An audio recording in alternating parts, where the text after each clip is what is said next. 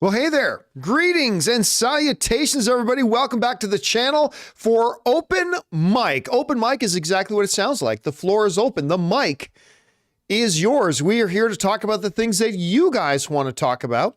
And that's what we're going to do right now. Now, there's two different ways to send in a question for one of our daily open mic shows. The first way is if you're not watching the show live, like if you're watching at one of the other 23 hours during the day, you can send in a tip question anytime 24/7 by going to our tip link at streamelements.com/John Campea/tip. And you can send one in that way. Or if you are watching the show live right now, and hello to everybody in the live chat, Kyle Felder, Icy Ness, Charles, Amir, Megan, Angel, Michael, everybody who's here. Good to have you guys in here. You can use the super chat feature to send in a tip question there, and we will, if your questions are appropriate to be used on our show, we will answer it here on the show. All right. Let's get things started here. And I wanted to start off our discussion here today with something we touched on the podcast a little bit earlier today. And that is, I mean, with everything going on with Flash, I mean, what a disaster. And remember, everything I'm about to say, you have to keep in mind that I love this movie. I love The Flash. I mean, I thought they drastically over-exaggerated the claims that it's one of the greatest comic book films of all time. I did not think it was one of the greatest comic book films of all time, but I did think it was great and had a really good time watching it. However I felt about Ezra Miller and however I felt about anything else, I ended up loving the film. So keep that in mind. But this film is a monumental flop. Like a flop on the kind of level that you would write songs about, right? The kind of flopping that an emo high school student would sit in the dark and write poetry about. That kind of flop. Or as I said on the podcast today, the floppening. The Flash was the floppening.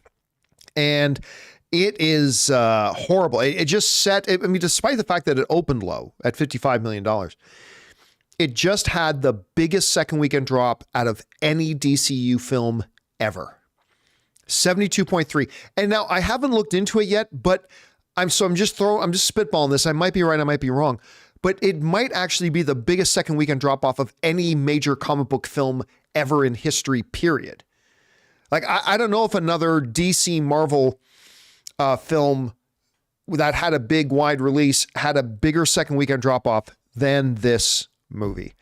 Absolutely incredible. Again, and I think it's a shame because the movie's really good.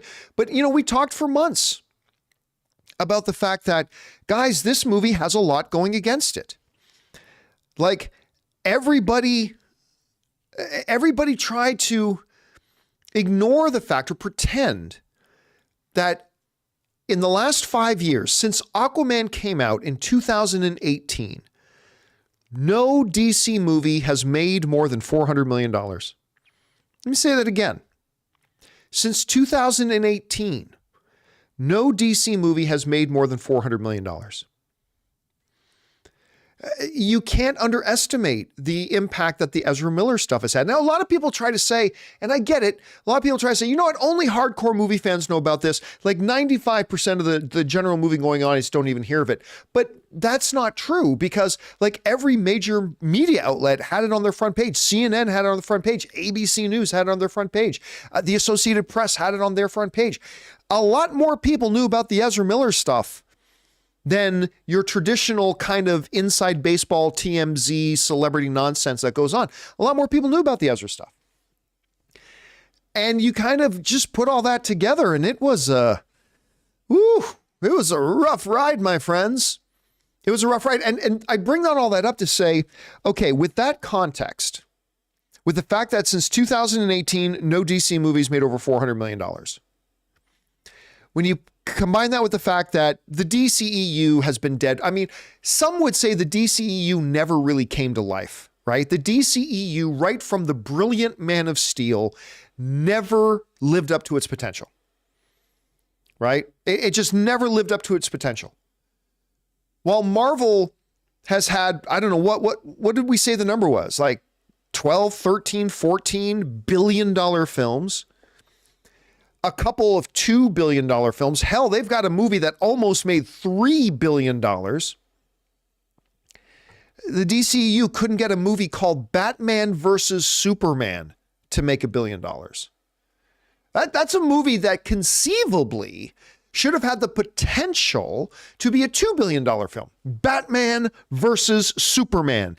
Geek boys have been creaming themselves for decades for a movie called Batman versus Superman. It should have been the highest grossing box office comic book film of all time. It was never going to be, Avatar, but it could have been the biggest comic book box office film of all time. And only one DCEU movie managed to break $1 billion, and that was Aquaman. Not even near the best DCEU movie, and that one made $1 billion. But it didn't win a lot of new fans because after that, nobody went to go see DC movies anymore. Like I said, I think we've had 6 now, DCEU films since Aquaman. None of them have made $400 million. And now we've had this enormous flop with The Flash, a film that I contend is a great movie. I love this movie, but it flopped on its face hard. And now we've got to ask the question, what kind of hope should we have for Blue Beetle? Right? And Blue Beetle is a movie that I think looks very promising. I don't know if it's any good. I just think it looks promising. I think it looks charming. I think the trailer looked fun. Not the best trailer I've seen this year. Not the top 5 best trailers I've seen this year, but it was a fun trailer. I think it's got potential. And I'm looking forward to watching it. I don't care what anybody else feels. I am looking forward to watching it. But if a Flash movie that's kind of playing off of one of the most beloved comic book stories in Flashpoint, you can say, but this wasn't really Flashpoint. Yeah, we know it wasn't really Flashpoint, but Days of Future Past wasn't really Days of Future Past either, right? Civil War wasn't really Civil War either. But, so yeah, a Flash movie based kind of inspired by the Flashpoint storyline. You had the return of Michael Keaton. And in my opinion, a very good movie. And that is falling on its face. That's how bad the situation is. That's how bad the relationship is between the DCEU and the average movie-going audience. And I don't want to hear anymore. I don't want to hear another word. And you notice lately we haven't been hearing from them. Where are they? Where are they now? Not hearing anything from them now. Like all these people say, well, they just should have kept making movies with Henry Cavill. And by the way, you're not going to find a bigger Henry Cavill fan than me. There he is, right? He's stuck behind the TV. There's Henry, keeping a watchful eye over the safety of this office. But I don't want to hear anymore and say, well, if they just kept Henry Cavill and they kept Ben Affleck as Batman, if they just kept going with the path they were on, everything would be fine now. No, it wouldn't. No, it wouldn't. It was all dying. It never lived up to its potential, and it was dying. And I say this as somebody who liked those movies. I like those movies. But I don't want to hear anymore that rebooting the universe is a bad idea. I don't want to hear that anymore, okay? It's no longer a matter of opinion. It's objective fact at this point that they needed to reboot this thing, right? But again, let's get back to Blue Beetle. What's going to happen to Blue Beetle? When you have it coming in this DCEU era, that's going to be around until Aquaman 2 comes out. And it's an unknown character to a lot of people. And I'm afraid for it. I'm really afraid for it. I mean, I have no skin in this game because I haven't seen the movie yet. I don't know if it's good or not, but let's assume for a second it's good. It might not be, but let's assume it's good for a second. Even if it's good, I honestly don't know if that movie even makes $200 million. I don't feel good saying that. I feel straight up awful saying that. But I don't know that, and I'm not talking opening weekend. I'm talking overall. I don't know if that movie makes $200 million. And that's a shame. I mean, maybe I watch it and I think the movie's terrible, and maybe it's no better than Ant-Man and the Wasp: Quantumania. In which case I'll say, well, maybe it's not so bad. But if it is good and it I still don't see it making more than like 200, maybe $250 million. Maybe $250 million. I mean, I don't know. Now, I see Kyle Fielder saying, Netflix shows about 45 million viewers for Cobra Kai. Okay. I hear what you're saying, Kyle, but here's the thing. When movies started putting stars of the TV show Friends in their movies, Friends was one of the biggest shows ever, right? And there was a lot of people who thought, oh, well, if you got somebody from Friends, and that's one of the most popular shows in the world, if we just put him in a movie, then everybody's going to go see the movie. And what happened? I can't think of one big blockbuster hit with a Friends star in it. I can think of a couple of them that I really liked, but no big blockbuster films. Name a big blockbuster film. I challenge to name 2 big blockbuster films with stars that where a star from Friends was like the big star of it. I'm not talking about a 7th credit level, secondary character. Like say Amir saying David Schwimmer in Madagascar. Nobody watched Madagascar because David Schwimmer is one of the voices of the animals. I'm saying was a star of the movie. Somebody saying 17 again? Because was that a big blockbuster hit with Zac Efron? And that was Zac Efron's movie. You ask most people who was in 17 again, no one's going to be able to tell you who else it was. That was Zac Efron's movie. Ace Ventura, but that was Courtney Cox before she was in Friends. So nobody went to go see Ace Ventura because of Friends. Somebody saying Scream. Yeah, but Scream was never a big blockbuster hit. None of the Scream movies were big blockbuster hits. Right? Did any Scream movie make over $500 million? I mean, that's the thing, right? I'm just saying the point is plucking somebody from a popular television show and dropping them in a movie and thinking, well, everybody who watches that show will all come over and watch the movie. We found out that that's not true, right? That's not true. People wanted to see the Friends stars in Friends. And I think people want to see the Cobra Kai stars in Cobra Kai. I don't know if, I don't know that the audience is going to rush out. Just like the Friends fans didn't rush out to see all the movies that the Friends stars starred in for a while. I don't know that all the Cobra Kai people are going to go rush out to go see Blue Beetle. I hope they do. I really do. But I have my doubts, my friends.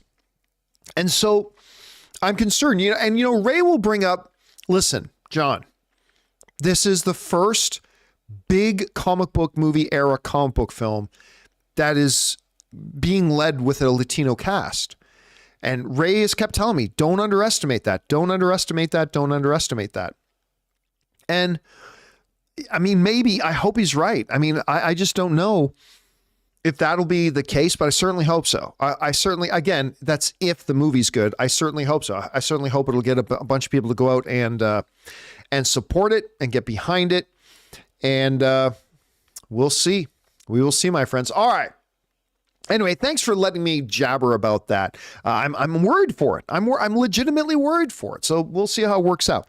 Anyway, let's get over now and start taking your questions, shall we? We're going to start off with the questions that the people who didn't watch live are sending in via the tip link. So let's get over there and start taking those questions now. We're going to start off with Audie Hash, who writes, hey crew, seeing a lot of media outlets speaking on Spider-Verse delays up to 2025, albeit none that are reputable, nor having new information, nor citing the source. Do you have an inside scoop on the validity of the delay? If delayed, when Sony should inform us? Here's the thing. I have not heard any credible outlets say definitively that Sony has decided to delay the third Spider-Verse film to 2025. It's supposed to come out in the first half of 2024 right now. But it is not unreasonable for outlets to be assuming that, because a very valid report came out that did come from reputable online major outlets that suggested that they haven't even begun the primary principal animation on the next Spider-Verse movie. They're still like doing storyboard stuff. And if that report is true, and they haven't even really begun the principal production of this thing, then meeting their current release date is going to be, it's an understatement to say a challenge. Now, I think 2025 is, I don't think, some people saying 2026. I don't think it's going to be 2026. But yeah, while nothing is official. Okay, let's be clear on that. Nothing is official. But I would not be surprised at all to find out it is going to have to get pushed back to 2025. Again, remember, Sony has not said anything, so we'll wait and see. All right. Next up, we've got Garden Variety Vagabond writes, Season 3 Superman and Lois may be top 10 best seasons of TV ever. I doubt that. But anyway, full stop, skip season 1 and 2 if you must. Well, you know what? I said that once I finished West Wing, I was going to start back up watching Superman and Lois. And I have. I picked up where I left off, which I believe was like episode 11 of season 1. I am now up to about episode 7 or 8 of season 2. And while overall, I think Superman and Lois is pretty darn good, I'm enjoying it. I'm liking it.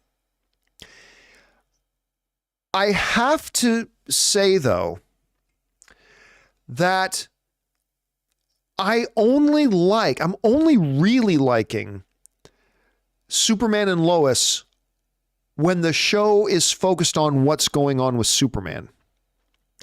I got to tell you, while I like the young actors who play Superman's sons, and I like the context of the biggest challenge Superman having to face is that of being a parent, and I love the show when it's focusing on the relationship between Lois and Clark. That's really good.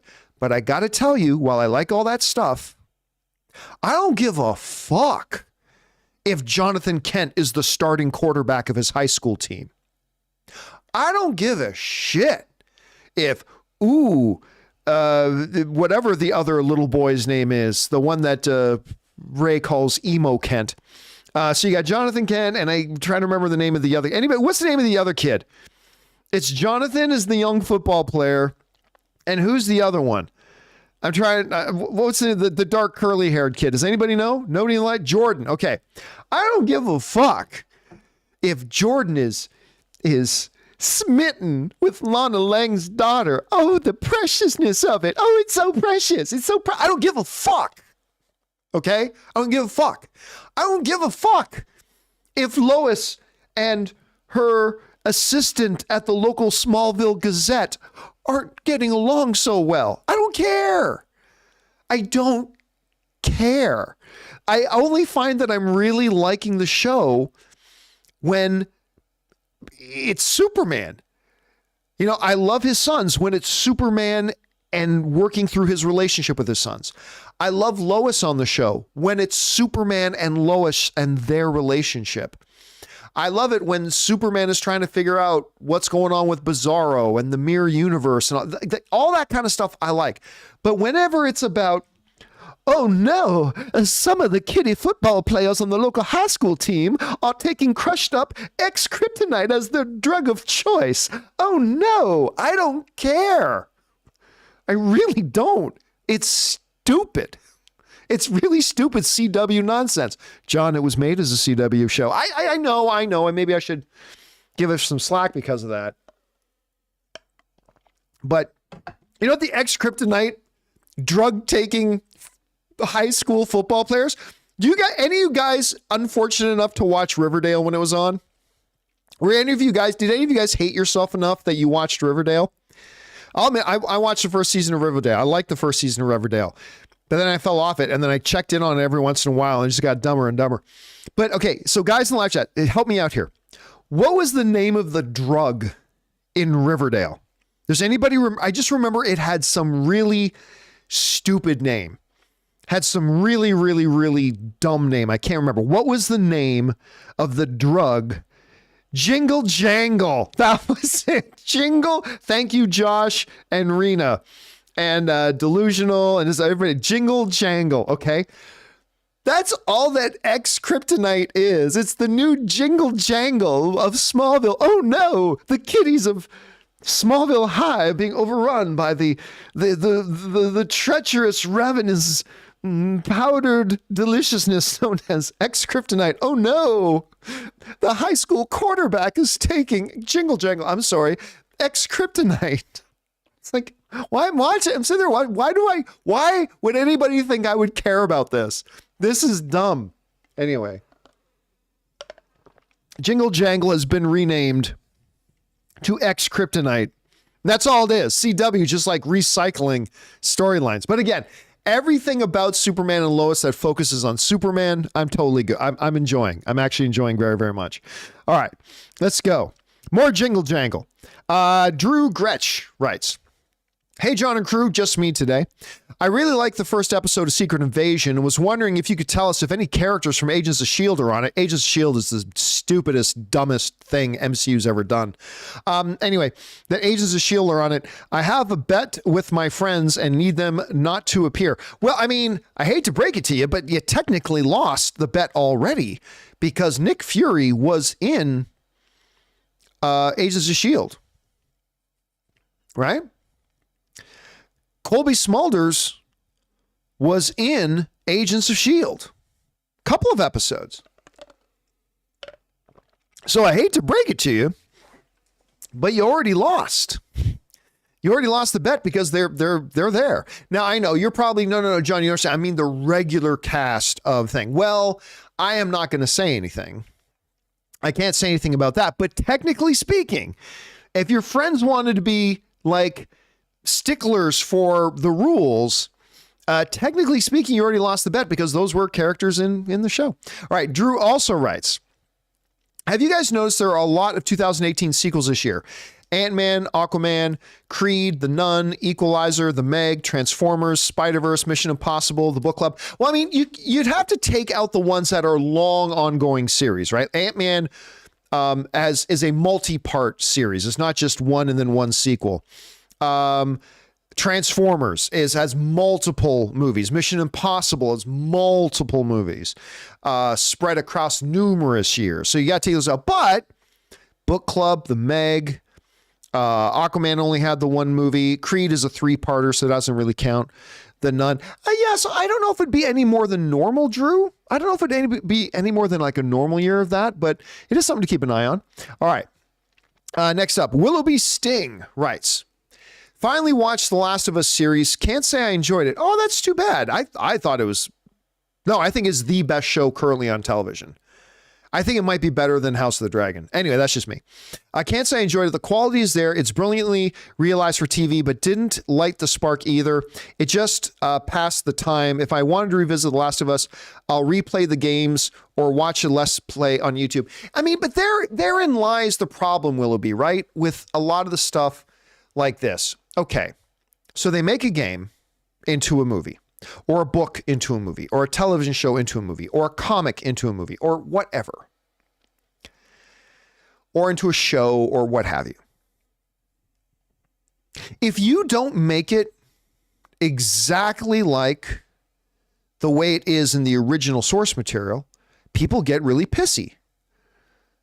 Why they even I have seen things where like 1 or 2 details are changed and they go, well, why even call it that? They should have just called it something else. Because if you're not going to follow it right, why did you even call it by the same name, right?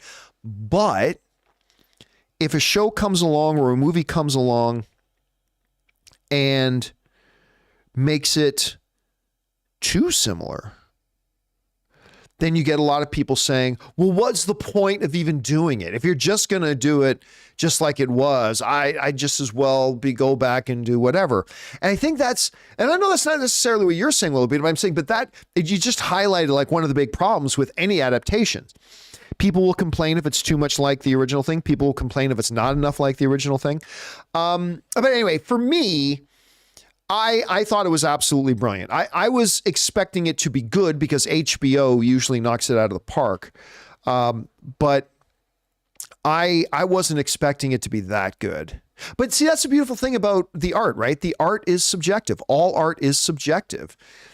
It'll hit me one way, it'll hit you another. And, you know, it sucks that you didn't like it as much as I did, but I'm sure there are things that you like more than me. And that's the wonderful thing about being fans of the art together is we all have different experiences with this stuff. And hey, man, at least you checked it out and gave it a shot. So good on you for that. All right. Next up, let's see here. Nicolas Cage writes, did you see that Dana White said Musk and Zuck are dead serious about fighting? I'm not quite sure who we're talking about. Our boy GSP offered to coach Elon. Oh, are you talking about? Oh, Elon. That's right. Elon Musk didn't like Zuckerberg like issue a fight challenge to Elon Musk. Anyway, our boy GSP offered to coach Elon while Bones in Oliveira came out for Zuck because Zuck's training, he'll probably win, but Elon's a middleweight / light heavyweight and Zuck's lightweight. Who you got? I'll take whoever GSP is probably training. I don't know. Who cares? I mean, I think it's really stupid anyway. I mean, if you're an athlete and you're a pro and you fight, that's awesome. Like, I love fighting combat sports. I love combat sports. But I'll be honest with you. I think it's fucking imbecilic and juvenile. And I don't mean good juvenile because I'm juvenile in many, many ways. But like when grown men who are not pro athletes, and this is not your vocation, this is not your calling to be a combat sport athlete, like calling out each other to say, well, let's fight. I'm just like, this is the stupidest thing I've ever seen. I think it's dumb. So yes, I think that whole thing is really, really dumb. But I'll cheer for whatever George St. Pierre is doing. I'll cheer for whatever George St. Pierre is doing. All right. Joe Starr writes, what do turtles do on their birthday? They celebrate. Okay, you know what? That's not bad. I will give you the drum hit of approval. There, I gave you the drum hit of approval. I wish Ray was here. Ray would have appreciated that one, actually. I think he would have liked that. All right, next up. Garden Variety Vagabond writes, let's just call the Spider-Verse variations what they are, a multiverse. Well, I mean, the very name, I don't think anybody's dancing around that. They call it literally the Spider-Verse. That is implied that it's a multiverse, right? So I don't think they're trying to hide. And by the way, variations are not a multiverse. Variations exist within a multiverse, right? So yeah, so just playing semantics here a little bit. That's all. All right. Just Jay writes, with the new Fantastic Four movie on the way, what are the odds that we'll eventually see the other Fantastic Four teams show up? 0. Over or under 20%? I say under because those teams weren't so well received, but it would be fun to see both Johnny's back. Thanks and bring on the filthy. Yeah, I'm going to go 0 on that. Now, but it's not because the other Fantastic Four movies weren't well received. You know what else wasn't well received? Thunderbolts. Sorry, not Thunderbolts. Inhumans. Inhumans was tragically received, right? Badly received. And yet, what's his name? Anson Mount appeared as Black Bolt in Doctor Strange and the Multiverse of Madness anyway. Nobody liked Inhumans. I mean, listen, all movies and TV shows are subjective. I'm not saying there isn't anybody out there who liked Inhumans. I'm just saying I have never personally talked to anybody that liked Inhumans. And yet, Anson Mount as Black Bolt showed up in Doctor Strange and the Multiverse of Madness. Oh, you know what? Queen in the live chat is saying, I like the big dog in Inhumans. You know what? So did I. I'll give you that. I like the big dog because I'm a dog guy. Didn't save the show from being awful, but I like the dog. Puppy, lockjaw. So getting back to this, you know who else wasn't really beloved? The Amazing Spider-Man 2. That wasn't beloved. I thought it got a bad rap. Like, I don't think that movie was as bad as some people make it out to be. I mean, it was a big step down from The Amazing Spider-Man 1, but I didn't think the movie was terrible. But a lot of people did not like The Amazing Spider-Man 2. Guess what? Didn't stop him from getting Jamie Foxx to come back and be in Spider-Man No Way Home. So I do believe that the chances of the previous Fantastic Four teams popping up in the new Fantastic Four are 0. But it's not because the other Fantastic Four movies weren't well received. It really has more to do with it's time to stop this fucking stupidity of every single movie. Every single comic book movie now has to have 8 variations of the heroes, right? We were just talking about this the other day because the news has come out, or at least a rumor is going around that in Deadpool 3, they're going to be going through a multiverse and there's going to be multiple Deadpool variations and multiple Wolverine variations. But you know, we've like every single movie's doing that right now. Across the Spider-Verse, you have 85 different versions of Spider-Man. The Flash is out there with 2 big Flashes. You had 2 Barrys running around. Doctor Strange in the Multiverse of Madness had like multiple Doctor Stranges, as well as some other characters as well. What was the other one that we just talked about too? There was another one that had a bunch of characters and multiple versions of them. So what? There was Flash, Doctor Strange Multiverse of Madness, Spider-Verse, and Spider-Man No Way Home, right? Had a bunch of versions of Peter. It just feels like everything. Ant-Man and the Wasp: Quantumania, you had several different versions. It's time to stop. And I think that Marvel is figuring out that the general movie-going audience has not gotten on board with the multiverse saga. And it's just getting tired. And because of that, I think it would look really pathetic if they did Fantastic Four and like, oh, look, Fantastic Four has 8 different versions of Ben Grimm and 5 different versions of Sue Storm. Like, it's really more because of that. And I'm not saying you can't do multiverse, although I think multiverse is a hyper lazy writing tool. But having multiple variations, same characters, and bringing back, oh, look, we're going to get the old, I mean, they just did that with Batman. No, I think it's 0, but it's not because the old movies weren't well received. All right, but that's just my thoughts on it. All right, Sarah writes, close your eyes and tell me Fran Drescher isn't Joey's agent from Friends. It's been a long time since I watched it, but was Fran Drescher Joey's agent from Friends? I can't remember. All right, guys, that's it for the tip questions. We're going to move over now and start taking the super chat questions that you guys have sent in. But before we do, we're going to take just a quick minute here and thank the sponsor of today's video, my mobile service provider, the great folks over at Mint Mobile. We want to thank a sponsor of this video, Mint Mobile. From the gas pump to the grocery store, your utility bills and favorite streaming services, inflation is everywhere. Seriously, make it stop. Thankfully, there's one company out there that's giving you a much needed break. It's Mint Mobile. As the first company to sell premium wireless service online only, Mint Mobile lets you order from home and save a ton with phone plans starting at just $15 a month. You guys know that ever since I switched to Mint Mobile, I've been saving almost 70% a month over my old phone plan. For people looking for extra savings this year, Mint Mobile offers premium wireless for just $15 a month. By going online only and eliminating the traditional cost of retail, Mint Mobile passes the significant savings on to you. All of their plans come with unlimited talk and text plus high-speed data delivered on the nation's largest 5G network. Use your own phone with any Mint Mobile plan and keep your same phone number along with all your existing contacts. Switch to Mint Mobile and get premium wireless service starting at just $15 a month. To get your new wireless plan for just $15 a month and get the plan shipped to your door for free, go to mintmobile.com/Campea. That's mintmobile.com/Campea. Cut your wireless bill to $15 a month at mintmobile.com/Campea. And thank you to our friends at Mint Mobile for sponsoring this episode. All right, guys, let's get on over now to our super chats. By the way, I have turned off the super chat, so if you have questions you want to send in, wait till tomorrow or use the tip link to send them in, and we'll get to that tomorrow. But we have now turned off the super chats. All right, let's get over to our super chats here, shall we? We're going to start things off here with Terry McGinnis. All right, Netflix documentary Take Care of Maya is a must-see. I like many Netflix projects because they're terrible at how they promote their own stuff. I have actually never heard of that, but I'll keep an eye open for it. Thanks for putting it on the radar, Terry. Bobby Jackson writes, I did a double feature this weekend and saw No Hard Feelings. I actually quite like that. And The Blackening. I also quite like that. While neither were perfect, I had some good laughs watching them. Made me look forward to seeing more comedies this summer. You know what? It's been a while since I've seen two comedies back to back that I quite enjoyed.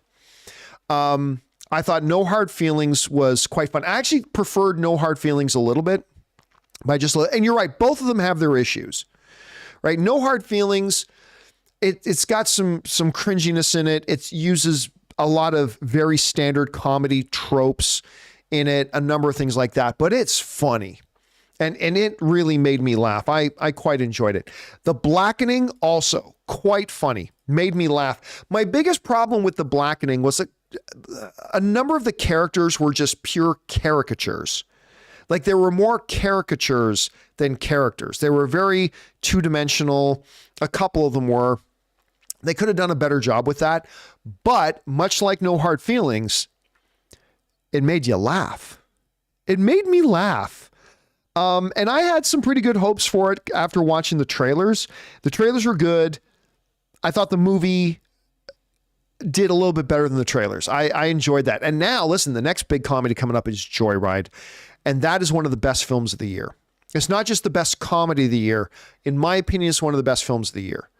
I'm not going to say it's as good as Spider-Verse and not as good as Air or anything, but it's as a pure comedy. I haven't laughed that hard as a comedy in a long time. So make sure you guys check out Joyride when you get a chance. All right. Thanks a lot for that, Bobby. Next up, we've got Orange Hand, who sends in a $20 super chat. Thank you, Orange Hand, very much for that, man. Orange Hand writes, one thing about the sequel trilogy I never hear people talk about is the score. Episodes 1 through 6 have memorable tracks, but I'm drawing a blank on anything from 7 through 9. You'd think there'd be a duel of the fates for a new generation. No, you're right. Listen, like most Star Wars, I thought the score was fine. Like the score worked with the movies and all that kind of stuff. And, I have some issues with the sequel trilogy, especially frickin' Rise of Skywalker. That aside. But you're right. There's no, whereas in the original Star Wars, you've got the main theme. You've got the Imperial March. You've got Leia's theme. You got a number of those, right? And even in the prequels, you've got Duel of the Fates. And there really isn't any one of those things in the new trilogy. You're right about that. So yeah, I get that. Again, the main job of a soundtrack, though, is not necessarily to produce a memorable tune. Its first job is to blend in with and enhance the scenes that the music's playing with. And I didn't think the scores in the sequel trilogy did all that bad of a job at that. But you're right. Nothing stands out like the Imperial March. Nothing stands out like Duel of the Fates. So yeah, none of those things are there. So you're right. And I don't think it's funny. Like most movies, even a lot of great movies, people don't talk about the soundtrack all that often, or at least the score. Not soundtrack and score are two different things. Most people don't normally talk about the score of it, but with Star Wars, we are used to noticing the score, and in those ones, we really didn't. All right. Next up here, we got Jaden Voss, who writes, what is each of your guys, and again, it's just me today, what is each of your guys' favorite scene in Good Boys? My favorite scene in Good Boys, by the way, correct me if I'm wrong, Good Boys is the Seth Rogen produced movie with the three kids, right? That was Good Boys. Anyway, my favorite scene from Good Boys is when they were trying to cross the highway and the one kid just gets to the middle and it's like, nope, I live here now. This is where I live now. I don't know why, but I laughed my ass off at that scene. I totally laughed my ass off at that scene. By the way, I should let you guys know why today's open mic is just me. The reason open mic today is just me is because we are shooting this later in the day. Normally we do the show about 2 hours earlier. And I didn't want to make Jonathan and Ray stay late. I had a dentist appointment. I have a brand new dentist, and I had my first dentist appointment today with my brand new dentist. And that was right about the time that we normally do open mic. So we had to do open mic today a little bit later than normal. And I told Ray and Jonathan that they didn't have to wait around for me. So that's why it's just me answering your question. But yes, that scene was like, I live here now. I live here. Like that was my favorite part of the movie. And I thought that movie was very funny overall, but that was the part that made me laugh the hardest. All right.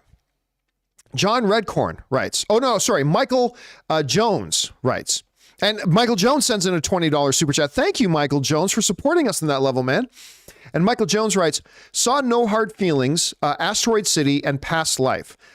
This past weekend were all good. Past Life was the best. Strongly recommend. You know, I didn't go see Asteroid City. And this is the first Wes Anderson film. Did I just say Wes Anderson? This is the first Wes Anderson film that I have consciously made a decision I'm not interested in going to see that. It just didn't look good to me. And I might be wrong about this. Okay, I'm just saying that up front. I could be wrong. But the feeling I had watching the trailers for Asteroid City was nobody would say they like this trailer if the name on it wasn't Wes Anderson. Like if it was the exact same trailer, but some other director's name was on it, I don't think anybody would have thought the trailer looked very good. That's just me. And I'll be honest with you. Whereas everybody else oohed and awed, I didn't love The French Dispatch. The Oracle is pointing out it's a stacked cast. So absolutely. I mean, you got Steve Carell in there. You got Scarlett Johansson in there. You got Bill Murray in there. You got Jeffrey in there. You've got some of the others in there. Anyway, it is absolutely phenomenally stacked cast. But it still just wasn't enough to pique my interest. But listen, No Hard Feelings. A fun little movie. Going to be in the top 10 movies of the year? No, it's not going to be on anybody's top 10 movies of the year list. But it's a fun, enjoyable night out at the movies. I think you're going to go watch that movie. You'll probably forget it in a month or two, but you're going to go and you're going to laugh. And I think that's all you can really ask for a movie like that. Okay. Let's see here. John Redcord writes, what makes more money, Blue Beetle or Craven? Honestly, Craven. I think Craven's... Now remember, I have not seen either movie. Okay? I have not seen Blue Beetle. I have not seen Craven. I've seen one trailer for each. That's really all I know about each of them. But I think Craven is going to be the one that makes more money.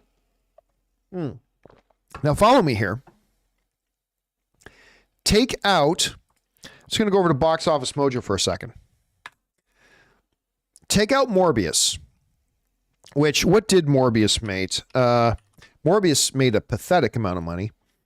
Morbius ended up making, I think it was like 200 and something million. No, didn't even make 200, made 167. Okay. So Morbius made that. However, what about Venom? Right? Sony's Venom. Let There Be Carnage made over $500 million. Now, remember, no DC film has made over $400 million since 2018. No DC film has made over $400 million since 2018. Venom Let There Be Carnage made over $500 million. And prior to that, the first Venom, which I love, I don't care what anybody says, I love the first Venom. The first Venom made $856 million. So, I think, now again, I reserve the right to change my mind on this once I see one or both of the movies. But honestly, right now, if I had to put $5 on it, I'm putting my $5 that Craven's going to make more money than Blue Beetle.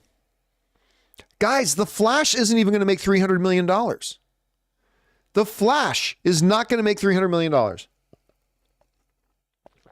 I think Craven can make over $300 million. I'm not saying it's going to make $500 or $600 million, but I think it can make over $300 million. And I don't believe that Blue Beetle can. So for now, I will put my money on Craven. It feels weird to say that. I know, I admit it does, but I'm going to put my money on Craven. All right. Next up, Fangblaze71 writes, just saw Asteroid City. I still don't know what it was about, but I had a great time watching it. You know what's funny, Fangblaze? If you had a nickel for every time somebody said that coming out of any Wes Anderson movie, I don't know what I just watched, but I liked it, right? I think I kind of had a little bit of that feeling. Like my favorite Wes Anderson film is The Royal Tenenbaums. And I think I even had that kind of feeling coming out of that movie. All right. The Everything Entertainment sends in a $20 super chat. Thank you, Everything Entertainment. Appreciate that, man. And Everything Entertainment writes, I've noticed with a lot of streaming shows, like recently the Grease prequel, nobody talks about it. It's a major flop. Unless it gets canceled, then all of a sudden, all the fans show up to protest the cancellation. Dude, this has been something, and everybody gets mad at me when I do it. And that's fine. I don't mind when people get mad at me. So, and it doesn't make me nervous. It doesn't scare me that people get mad at me sometimes. As long as I know I'm being honest, I don't mind if people get mad at me for it. So that is a huge pattern. And you know when I really, really noticed it? Like there's a bit of hypocrisy in it. Like nobody watches a show and then it gets canceled and it's like, how dare you cancel this show? And all of a sudden everybody's like all irate. Listen, you know what the big thing is? The Batgirl movie. And I know this is going to piss a lot of people off and I don't care. Nobody was going to go watch the Batgirl movie. All right? Shut up. Nobody was going to go see that movie. Let's just call it what it is. Nobody was going to go see Batgirl, right? I was interested in it, but I get interested in a lot of stuff that nobody's going to go see. Nobody was going to go see that movie. And I personally know a couple of people that saw the film. And they said it was horrendous, like awful. And then you guys have all heard the other reports that the studio basically had, and they just thought, you know what? It is just better if we don't even put this out in theaters. That's how bad it was. All right. So even though Batgirl was a movie that nobody was going to see, Warner Brothers makes the correct decision to pull it off the release schedule. And all of a sudden, everybody acts like they were just waiting to buy their tickets. Take my money. Everybody starts acting like, oh no, you're not releasing Batgirl. I was so excited to go see Batgirl. Nobody was going to go see Batgirl. And I got super excited for that movie. They got the girl from In the Heights in it. So I was super stoked about that. I was very excited that she was going to get that opportunity. Brendan Fraser was going to be in it. You had the guys that did the Bad Boys movie, and they worked a bunch on Ms. Marvel, which I think is absolutely a fantastic show. And those guys are directing it. I was personally looking forward to Batgirl. And then I heard about how bad it was. They pulled it, and all of a sudden, everybody's acting like they were going to be in line opening night to go watch it, right? And it's just like, come on. The fakeness, the pure fakeness of it drove me. But you want to know when I really first noticed that trend you're talking about, everything everywhere? And everybody's going to get mad at me for this. Everybody's going to get mad at me for this. But this is the truth. This is the truth. You got to go back a bunch of years. Go back a bunch of years. Do you guys remember Conan O'Brien? And this is going back a ways, but Conan O'Brien took over The Tonight Show from Jay Leno. And he had done The Tonight Show for a while, and then they basically announced that they were removing him from the show and they were going to bring Jay Leno back. And everybody got all mad. I'm with Coco. And remember, and I'm a big Conan O'Brien fan. I love Conan O'Brien. I think that dude is awesome. So I love Conan O'Brien. So I'm saying this is somebody who loves Conan O'Brien, right? And everybody in the world's like wearing these I'm with Coco shirts. You know why they were pulling him off to put Jay Leno back on? Because nobody was fucking watching him. And I remember trying to bring that up whenever the discussion was going on. It's like, yeah, but guys, correct me if I'm wrong. But nobody was watching the show. The ratings were tanking. Like from the moment that Conan O'Brien took over this Tonight Show, at first there was a little bump in interest because, hey, Conan O'Brien's running right now. But after that, it was the ratings were constantly doing this. Down and down and down and down. And nobody was watching Conan O'Brien hosting the Tonight Show. Nobody watched. And so I'm not saying I agreed with the decision, but so the network decided they were switching him out and putting Jay Leno back on because you know what happened on the Tonight Show when Jay Leno hosted it? The ratings were high.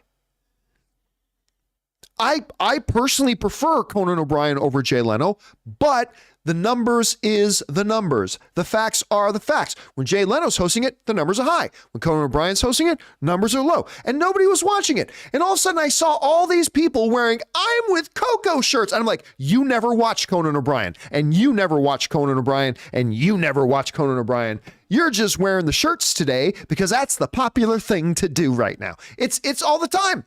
Nobody watches a show, they don't support it, and all of a sudden they hear a show gets canceled. It's like, how dare you cancel that show? It's like, asshole, you never watched the show.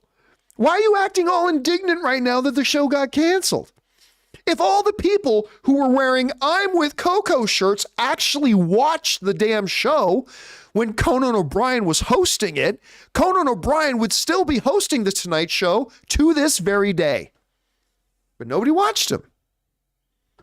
Nobody watched him. That sucks because he's great. Conan O'Brien was fantastic. I'm just saying, somebody's saying, David is saying, you're making them out to be fake fans. I'm just saying the fakeness is, how dare you take Conan off? So, well, you weren't watching him. Why are you all of a sudden wearing an I'm with Coco t-shirt when you didn't watch the show? Because if you watched the show, he'd still be there. Anyway, so you're right. You get shows like Grease or whatever, and it gets canceled, and all of a sudden all these people act surprised. Like, what? It's like, did you watch a show? Well, no, I haven't watched it. Why are you acting surprised it got canceled? Anyway, I've had lots of shows that I love get canceled. I've also had shows that I've been interested in get canceled, and it's like, oh no, they canceled the show. Well, I got nobody to blame because I didn't watch it either, but oh well. I mean, so yes, everything. You're absolutely right. That's totally a part of our viewing culture. Something gets canceled, something we never watch, and all of a sudden we'll start protesting that thing got canceled when we never watched it in the first place. Anyway, what? Anyway, okay. Next up, Fangblaze71 writes, I've been rewatching Stranger Things, and man, this show is amazing. Apart from the one horrible episode in season 2, it's all great. Favorite season. I think my favorite season is actually the newest one. And I don't mean to say that as recency bias, but I really do think what is the latest one is season 4, right? Like 4 is the newest. That's the newest season. 5 is going to be the final one at any rate. I think the newest season was fantastic. I think that the newest season was fantastic. And I say that as somebody who, like, I enjoyed season 1. I thought season 1 was good. I didn't buy into it the way everybody else did. Like, everybody said, oh my God, this new show, Stranger Things. Oh, and I loved it because it had a lot of D&D, Dungeons and Dragons themes, because I'm a Dungeons and Dragons player. So I appreciate that. I liked the show. I thought it was good. And, I was looking forward to the second season. But the show to me has just got better and better.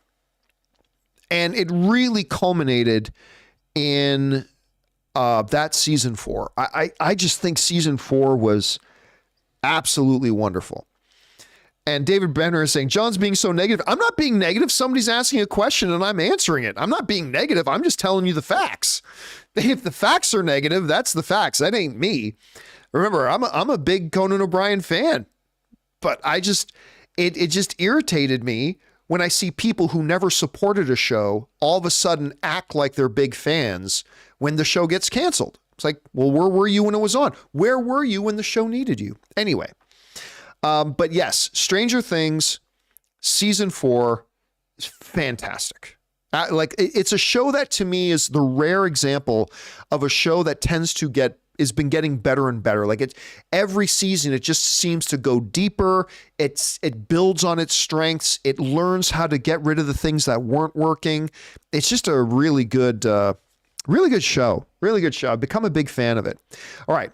Fangblaze71 writes, Stranger Things also has the best intro theme ever. No, I disagree with that.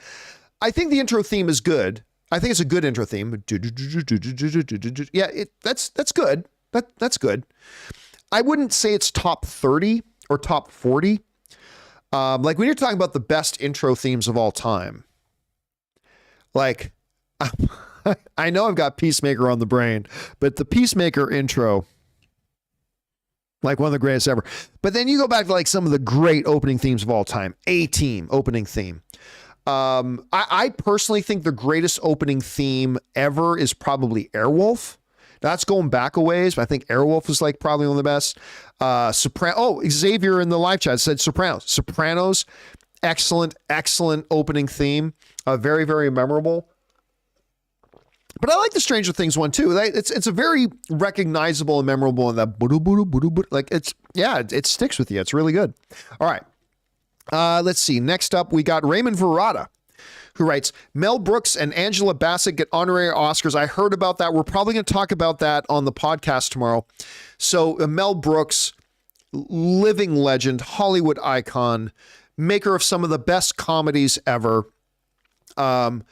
And he's going to get his honorary Oscar. Angela Bassett getting her Oscar. I think it's great. I loved hearing that. And again, we'll talk more about that on the show tomorrow. All right, John Redcorn writes, with Flash, Fast X, Transformers, Elemental, Little Mermaid, and maybe Indy 5 underperforming, it's been a pretty lackluster summer so far. Why do you think that is? Well, I mean, a couple of them, it's pretty straightforward. Like Flash, we've talked ad nauseum about all the reasons why Flash was going to struggle, right?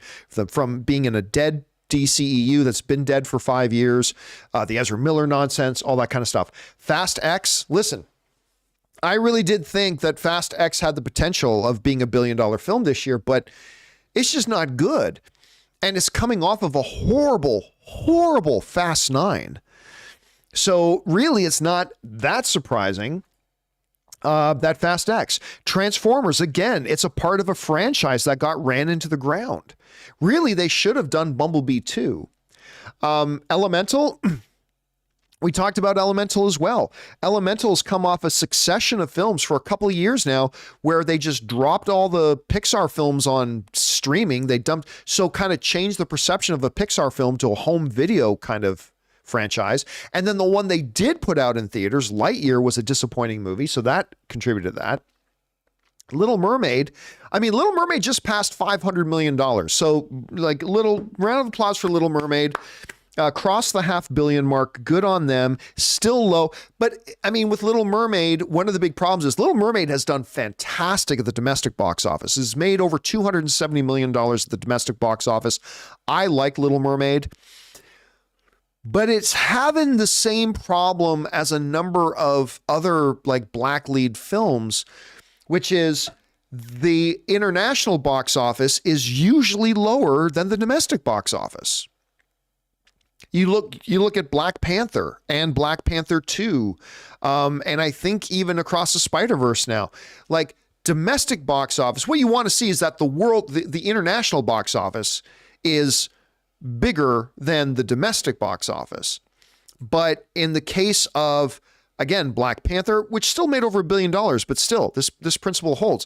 Black Panther 2, Little Mermaid, stuff like that. There seems to be a pattern, not 100% of the time, but a pattern where these movies will not do as well in the rest of the world as they do here. But still, despite all that, Little Mermaid has proven to have some good legs, because when it opened, there were some people saying it wouldn't even cross $300 million, and it's now crossed $500 million. So good on them for that. Indy 5, it looks like it's going to underperform. And if it does, I think it's going to be because listen, when those first reviews came out of the Cannes Film Festival, you could feel all the air being taken out of the sails of Indiana Jones 5, right? After all those negative reviews came out of the Cannes Film Festival, all that energy, all that pop, all that buzz, that, the final indie, like it all disappeared. So I don't know how Indy 5 is going to do. I really don't. But I think it's going to do a lot worse today than I thought it was going to do prior to the reviews coming out of the Cannes Film Festival, because all of a sudden the buzz all disappeared. It just all disappeared after that. So yeah, every film is a case-by-case basis, basically, John. So we'll see. All right, John K. writes, Hollywood Reporter article on Superman casting process talked how Soup/Lois actors were paired up screen test. Why would each Clark only test with one Lois? I doubt that that's how it happened. By the way, I don't believe any of those reports at all. I believe Superman has been cast for a long time. I honestly, I believe a few years from now, when they actually tell the stories, we're going to find out that Superman has been cast for months already. I don't believe any of these castings, but James Gunn said, I get it. I know James Gunn said certain things. I think that's all for PR. I honestly think Superman's been cast for a long time. Maybe some of the other roles are still casting. I think they will. But I also don't believe they only screen tested one Superman with one Lois. Like unless they know who their Lois is, or if they already knew who their Superman was and they were just screen testing a Lois against Superman. But I don't think, I have a hard time believing they went out and got potential Supermans and potential Loises and only screened one with the other and wouldn't try other combinations. I just have a hard time believing that. That doesn't seem to make any sense, but that's just me. Who knows? Who knows? I wasn't there in the room, so I can't say definitively. All right. Fangblaze71 writes, one problem I have with the new Transformers is that their blaster shots look like they do as much damage as rubber Nerf gun bullets to each other. I mean, the one thing, that's always been the thing in pretty much all Transformers movies, even the ones that I really like Bumblebee. Sometimes a Transformer will get shot and it kills them. Other times a Transformer can get hit with 50 shots and they're fine, right? So it's like, well, how powerful are the guns? But then again, in your more traditional action films, right, somebody gets shot and they die. Or you get Chris Hemsworth in the first Extraction movie who gets shot 75 times and they're perfectly fine. Everything's fine. So it's not just the Transformers movies that do that, my friend. All right. Next up, John Redcorn writes, if the Hobbs movie and Momoa underperform, is it time to start questioning The Rock's star power now, especially after Black Adam and Jungle Cruise? Well, I mean, Jungle Cruise was a weird choice. Let me look up. Also, I don't tend to try to hold too much against movies that opened up in that era. Yeah, because if I'm not didn't Jungle Cruise also get opened? Like, couldn't you also order it on Disney Plus at the same time that it was in theater? Whatever. It was in a weird time, and I always thought Jungle Cruise was a weird movie to make in the first place. Whatever. But guess what? Hobbs and Shaw. Hobbs and Shaw came out with none of the regular cast members from Fast and the Furious. It was a spin-off movie, and it made well over $700 million at the box office. You try doing a spin-off movie of anybody else in Fast and the Furious, it doesn't make that much money. I guarantee it. You try to do a spin-off movie of what's guys in the live chat, help me out with this. What's Ludacris's character's name in Ludacris's, and because one of them is Roman. One of the guys is Roman, and what's the other guy? Tyrese. It's Tyrese and his name's Taj? That's Ludacris's name in the movie? You know what? Is that true? Wait, no. Really? Is that his name? Anyway, it's just so Roman, whatever. Okay, you try to do any spinoff of any other character in Fast and Furious. I guarantee you they do not make $700 million. Guarantee it. 100%. Do a Roman spinoff movie, makes $200 million. Do Taj? I honestly don't know what his name is in the thing. You do a spinoff movie of that. I love Ludacris, but you do a spinoff movie, that ain't going to make $700 million. Do whatever Michelle Rodriguez's character's name is. Lemmy, Louis, Lanny. I can't remember any of the characters' names in the movies. Anyway, Letty. Thank you guys. I knew it was L-E something. Letty. Do a Letty spinoff movie. That ain't making $700 million. That's not making. I would almost go so far as to say do a Dominic Toretto spinoff without any of the other Fast and Furious cast. I don't know that makes $700 million. Do Hobbs and Shaw. That made over $700 million. The spinoff movie made more than Fast 9 did in the theaters. Right? Now, look, Fast and the Furious is a dying franchise, right? We're seeing their box office is now doing this. Unless this, the key to a star's box office draw, okay, to me is every movie they in a big box office hit.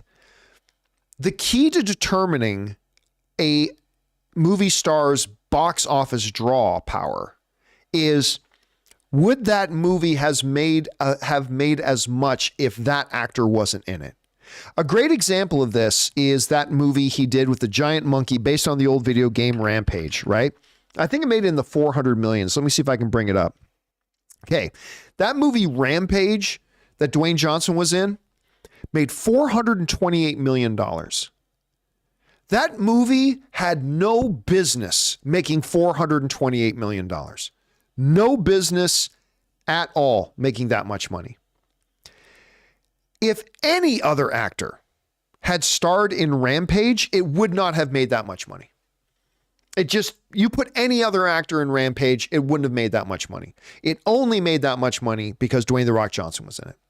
I mean, and that's it. And I would contend that whatever amount of money the new, this new Hobbs and Dante movie, or Hobbs and Reyes, whatever they're going to call it, whatever amount of money it does make, it will only make that much because Dwayne Johnson's in it. If you made it Roman and Dante, it wouldn't make as much money. If you made it Letty and Dante, it won't make that much money. Whatever amount of money it makes. And by the way, in as much as me and a lot of us make fun of how little money Black Adam made, guess what? Guess what the highest grossing DC movie is since 2018? It's Black Adam. Right? It's not a coincidence that in this big long stretch of 5 years, that even though Black Adam failed at the box office, it's still the highest grossing movie they've had in 5 years. If you'd had another actor playing Black Adam, it would not have made as much money as it made. It would have made less. And see, to me, that is the hallmark of a bankable movie star. Not how much did the movie make, but rather, if it had somebody else, would it have still made that much? And even the ones like Black Adam, which failed at the box office, it's still the highest grossing one they've had in 5 years, and it wouldn't have made that much money if somebody else had starred in it. Like, I love Ryan Gosling. I love Ryan Gosling. Good Canadian kid, Ryan Gosling. But if Ryan Gosling had been the star of Black Adam, it would not have made as much money as it did. So to me, that's kind of the, that to me is kind of the measure of a big movie star, of a bankable movie star. Would have made as much if they weren't in it. And I think if you go over The Rock's resume, almost every single movie you look at him in, that movie would not have made as much if it wasn't for Dwayne "The Rock" Johnson being in it. Whether the movie was a huge box office smash hit like, say, Jumanji, or whether it was something like Black Adam. And so that's, and listen, maybe I'm wrong about that. Maybe I'm dead wrong about that, but that's just kind of the way I see it. All right.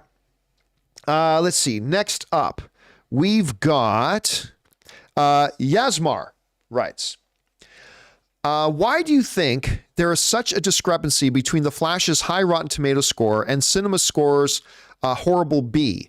The 70% drop implies no word of mouth. That's not really a big... Okay. That's not really a discrepancy.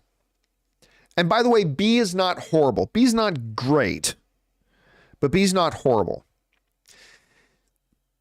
It again is a misunderstanding of how Rotten Tomatoes works.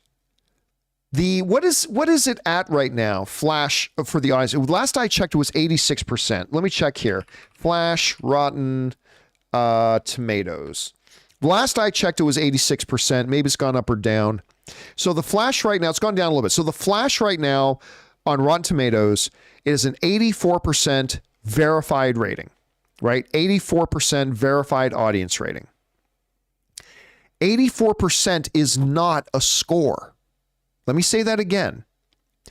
That 84% is not a score.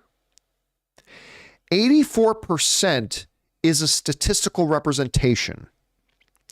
All that 84% is telling you is that for every 100 people who saw The Flash, 84 of them like it. It doesn't tell you how much they liked it.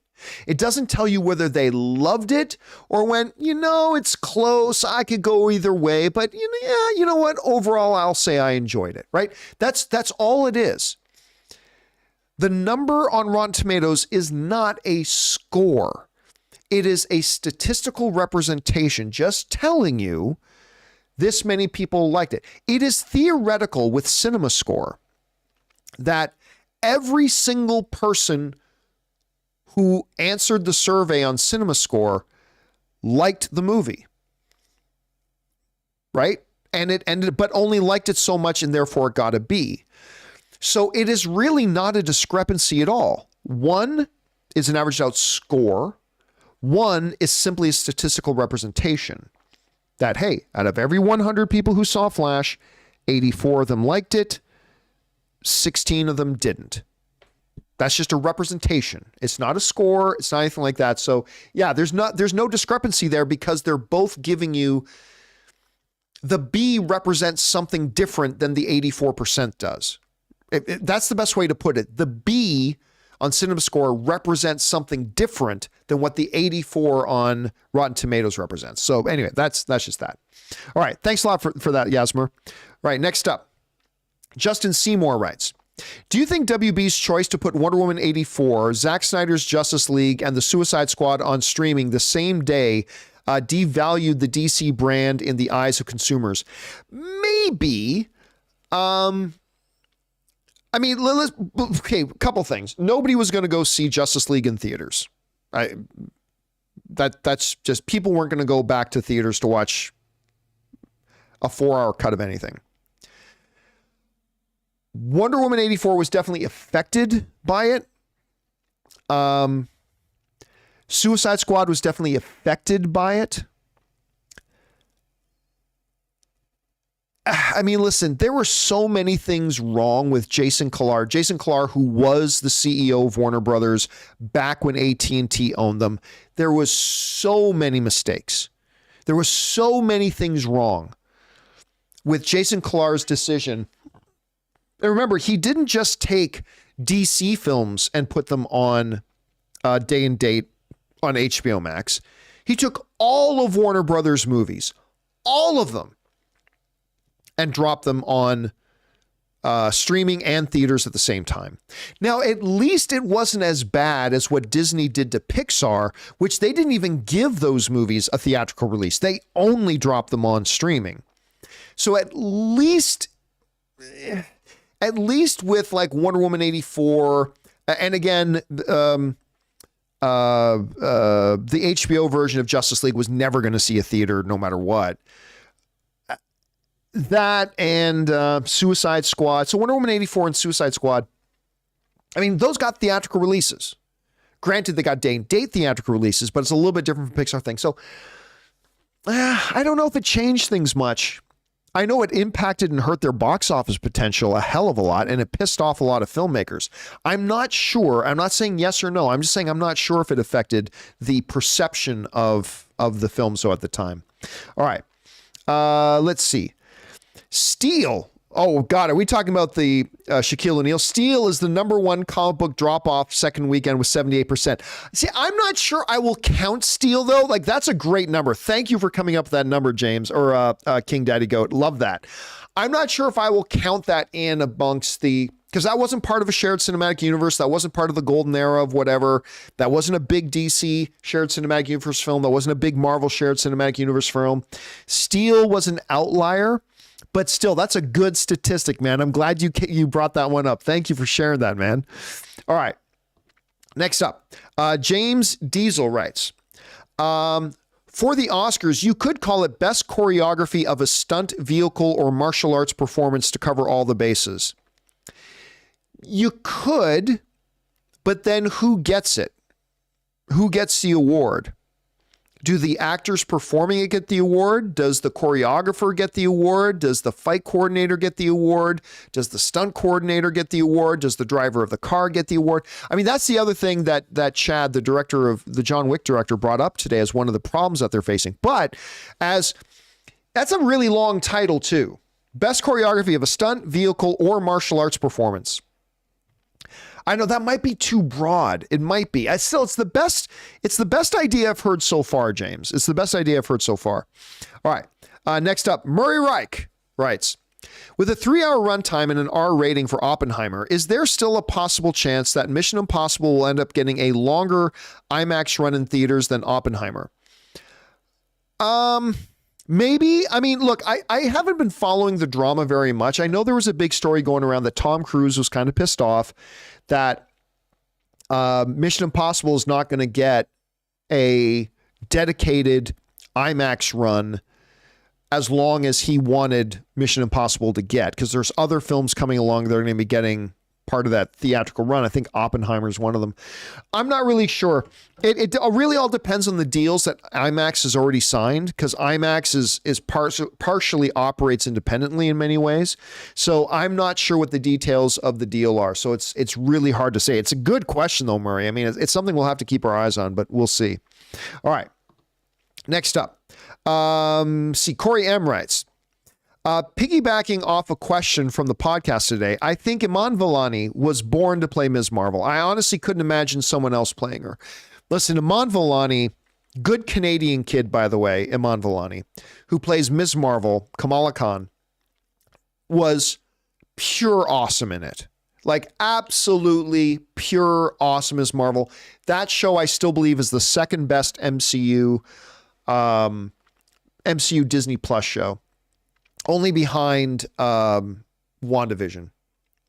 Because, yeah, I thought WandaVision is still the gold standard for Disney Plus. But Iman Vellani was fantastic. The reason I would not put her, though, on the same level and category of Ryan Reynolds playing Deadpool, Robert Downey Jr. playing Tony Stark, and Hugh Jackman playing Wolverine, is it was just one limited series on television. I mean, we need to see her play more, right? Now you can make the argument that, hey, Ryan Reynolds, if you don't count the one stupid X-Men movie where if he played Wolverine or he played Deadpool without a mouth, and we really shouldn't count that one, he's really only played in 2 Deadpool movies. I mean, that's a good argument to make, but he is Deadpool, right? Like he just is Deadpool.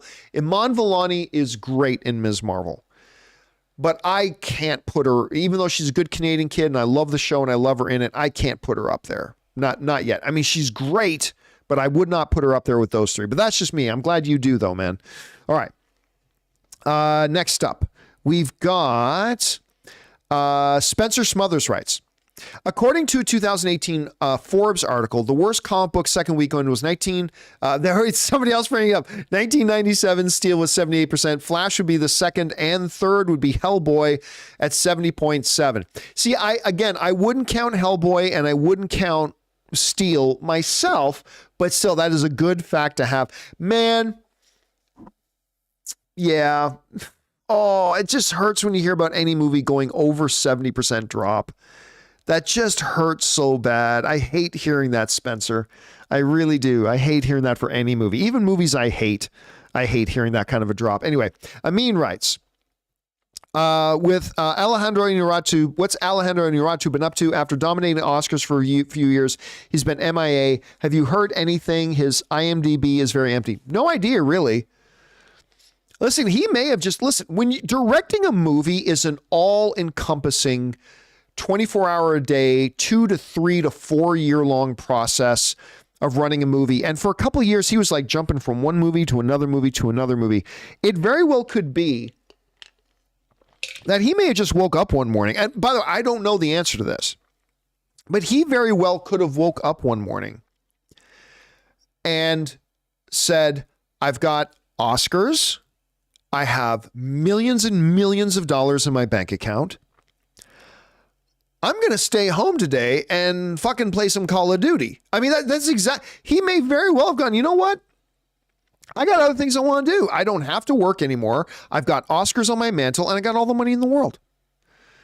I've got a lot of other things I want to do. And working and directing movies is incredibly intense and incredibly stressful. And yeah, maybe he just wants to take a few years off. Listen, I'll tell you what, it's one of the reasons why I'm looking forward to retirement. Like, I'm already starting to plan my retirement. You know, it's because I got other things I want to do too. I mean, I love what I do. I'm sure he loves making movies and I love what I do. But, you know, at some point you just want to go, hey, I've done this consistently for X number of years. It's time for me to make time for myself and the other things I want to do. So yeah, again, but the answer to your question is, I don't know. I don't know what he's doing. I'm just saying I could totally, if I was a director and I had millions in the bank and I had Oscars on my mantle already, I'm probably staying home and playing some World of Warcraft or something like that. That's what I'm probably doing. All right. Let's see here. Next up. Ramsey writes, hey crew, been catching up on Mando season 3 and really enjoy it. Curious, where are the gripes from? I feel this season was more succinct plot-wise. Thank you and bring on the filthy. Hey, listen, I love that you're enjoying it. I really, really do. I personally thought pretty easily Mandalorian season 3 was the worst of the season. I felt it was not succinct. I felt it meandered. I thought a lot of it didn't make any sense. Now, don't get me wrong. There are episodes I really loved. There are things about this season of Mandalorian that I really did enjoy. But overall, I thought it was a pretty problematic season. I really did. I thought it was pretty problematic. And I'm not even talking about the Jack Black and Lizzo episode. Although that was a pretty bad episode, but it wasn't because of Lizzo and Jack Black. It was like, I'm sorry, you broke the case because you found a business card on a dead droid? What? Anyway, that kind of was a representation of how bad the season was for me. I didn't think it was horrible. Don't get me wrong. I didn't think it was absolutely horrible. But listen, that's the thing again. It's art. It hits us all in different ways. And I love the fact that you watch it and are getting real enjoyment out of it and enjoying it. And just because it didn't work for me doesn't mean it shouldn't work for you. So don't you worry about the fact that I didn't enjoy it all that much. The important thing is, are you enjoying it? And that's the key thing. All right. Next up. Jedi Master writes, oh, and this is the last one. Writes, and he only got one of two in. Says, if Blue Beetle and Aquaman 2 are bad, would it have been better in the long run not to release them and the last 3 DCU films? It'd be put in between. Okay, we didn't get part 2 of 2, but I can see where your question is going. It depends how bad, right? Like, I think your movie can't just be bad. I think it has to be like reputation damagingly bad. Like the kind of bad that I heard Batgirl was. It can't just be bad like Ant-Man and the Wasp Quantumania bad, right? Like I thought Ant-Man and the Wasp Quantumania bad. But was it so unbelievably, epically a car wreck that it would have been better just to drop it on Disney Plus? No. It was bad, but it wasn't like ruin your career kind of bad. It wasn't ruin your cinematic universe kind of bad. And so it's Blue Beetle can't just be bad to say it should have been dropped on HBO Max. Aquaman 2 can't just be bad. I mean, it would have to be horrendously bad. But let's play the game. If both of those are like god awful, career ending, fucking what's a good example of like worst movie ever made? I don't know, like The Room. If like Blue Beetle and Aquaman 2 are The Room level bad. Cats, there's a good one. Amir W in the live chat saying Cats. If they're Flash, or not Flash is fantastic, but if they're Cats level bad, then maybe an argument can be made that they should have been dropped. But remember, by dropping them on HBO Max, you are sacrificing a lot of money. Because let's say Aquaman only makes $300 million. That's $300 more million than you would have had, right? You drop them on HBO Max, you make nothing. And that's something that a lot of people forget about. You drop them on HBO Max, they make nothing. That's the thing. And that's why even as bad as Flash has flopped, they're still going to end up with more money than they would have if they just dropped it on Max. Still going to get more money than if they just dropped it on Max. Maybe not a ton, but something. Because you drop it on Max, you get nothing. You get absolutely nothing. So anyway, that's that. All right, guys. And that'll do it for today's installment of Open Mic. Thank you so much, guys, and for joining me here on this later than normal edition of Open Mic. I appreciate you guys being here and joining me for this. Don't forget to come on back and join us on the channel tomorrow. We got a whole bunch of stuff already lined up. Oh, by the way, I'm going to let you guys know something. You guys will be the first to hear this. Not like earth-shattering, but I'm pretty excited about it. On Wednesday, which is Chris Carr's day off. Chris Carr is not in the studio on Wednesdays. On Wednesday, Scott Mantz is going to come in, and he's going to come into studio here and be in our show. And I love Mantz. I love Scott so much, and I'm really looking forward to having him come in and be on the show with me on there. And we're also going to promote. He's got a new series coming that we're going to talk all about. All that kind of stuff. So, yes, going to have Scotty with me on Wednesday's show. Should be a lot of fun. Anyway, guys, that will do it for me for now. Thank you guys so much for being here. Big special thank you to all you guys who sent in those tip questions and super chats.